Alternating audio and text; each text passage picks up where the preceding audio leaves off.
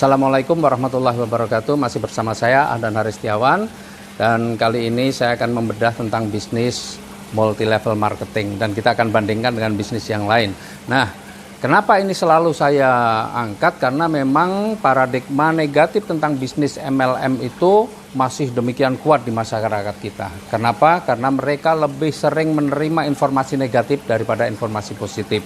Ya, karena memang informasi negatif itu lebih gampang diserap, lebih gampang diingat, dan lebih gampang masuk ke alam bawah sadar dia daripada informasi-informasi positif.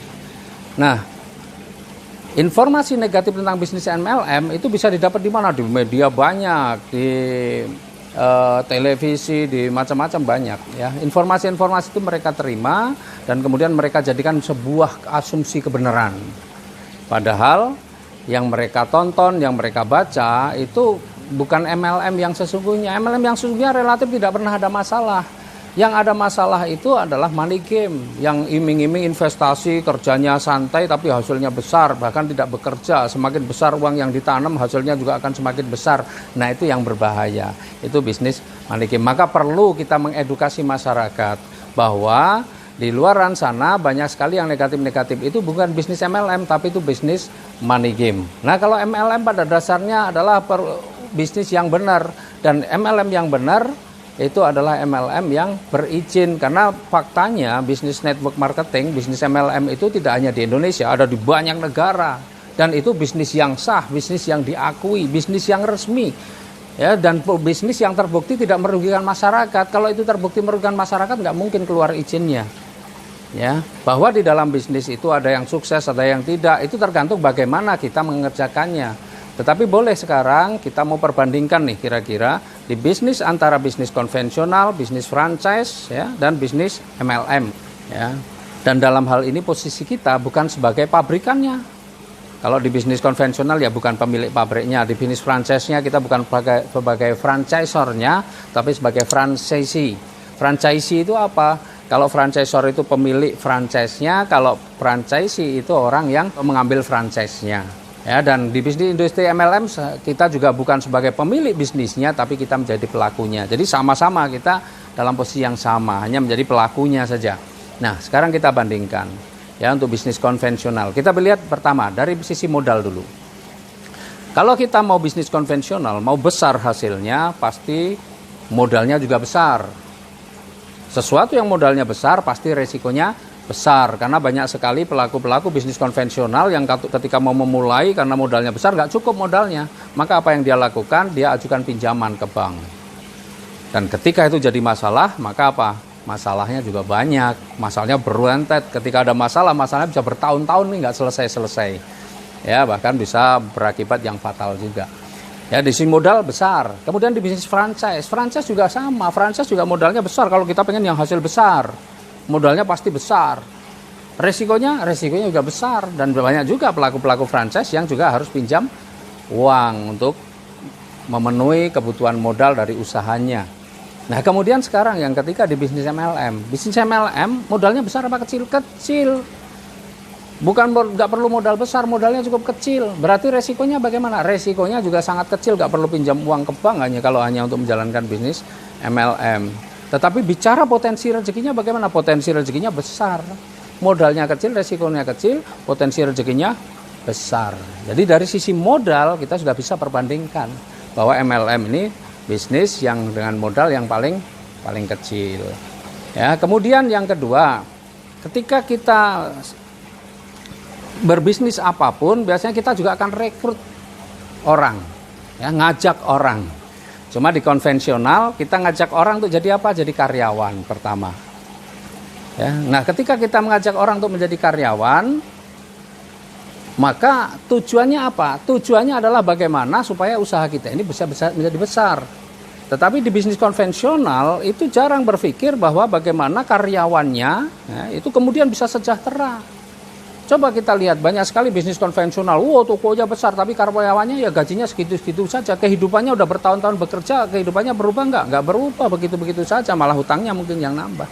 Jadi di bisnis konvensional itu kalau bisa mendapatkan karyawan yang qualified tapi gajinya rendah, itu yang terpikirkan di sana.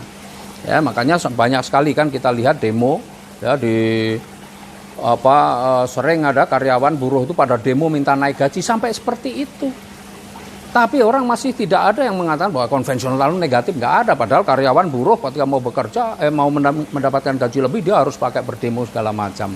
Ya, konvensional itu dari sisi ketika rekrut orang, ya itu bukan orientasi awalnya bukan untuk mensejahterakan karyawan, tapi bagaimana membesarkan perusahaannya. Kemudian di franchise juga sama, rekrut karyawan, karena pada dasarnya rekrut karyawan itu orientasinya hampir sama.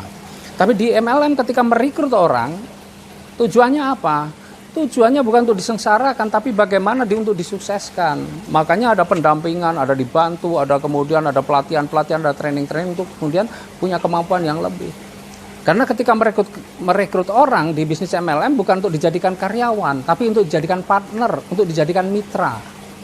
Ya, sehingga diharap untuk bisa kemudian bertumbuh. Ya, itu dari sisi rekrut. Kemudian kalau masalah kerja, semuanya baik di bisnis konvensional, di franchise maupun di MLM, pada saat memulai semua pasti bekerja keras.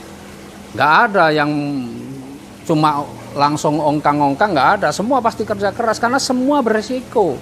Ya, meskipun yang MLM paling kecil resikonya. Karena saya di konvensional, saya pernah bangkrut di konvensional, pernah ngalami, meskipun di balik itu sukses juga ngalami.